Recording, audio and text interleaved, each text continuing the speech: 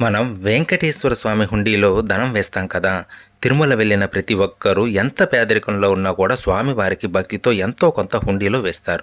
ఒక విషయం గుర్తుపెట్టుకోండి, మనం వేసే ధనం ఖచ్చితంగా మన కష్టార్జితం అవ్వాలి, న్యాయంగా సంపాదించింది అయి ఉండాలి. అటువంటి ధనాన్ని మాత్రమే హుండీలో వేయాలి. ఆ ధనానికి మనకి మంచి ఫలితం అనేవి వస్తాయి.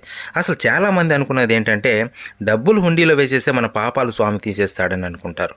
అలా ఎప్పటికీ జరగదు. డబ్బిస్తేనో లేకపోతే ఓటేస్తేనో రుణమాఫీ చేయడానికి స్వామి పొలిటీషియన్ కాదు కదా. కాబట్టి ఒక్క రూపాయి అయినా కూడా న్యాయంగా సంపాదించింది అయితే చాలు. సకల సంపదలకు అధిష్టాన దేవత అయిన మహాలక్ష్మి ఆయన చెంత ఉండగా మన డబ్బు ఆయనకు అవసరమా చెప్పండి. భక్తితో ఒక్క పైసా మన హుండీలో వేసినా అంతకు 100 రెట్లుగా స్వామి తిరిగి ఇచ్చేస్తారు. ఇంకో బాధాకరమైన విషయం ఏంటంటే, స్వామి దర్శనం చేసుకుంటూ ఉంటే చాలామంది చిల్లర విసిరేస్తారు గర్భగుడిలోకి. తర్వాత ధ్వజస్తంభం దగ్గర కూడా డబ్బులు విసిరేస్తూ ఉంటారు. దీనిని భక్తి అంటారో ఏమంటారో మీరే చెప్పండి.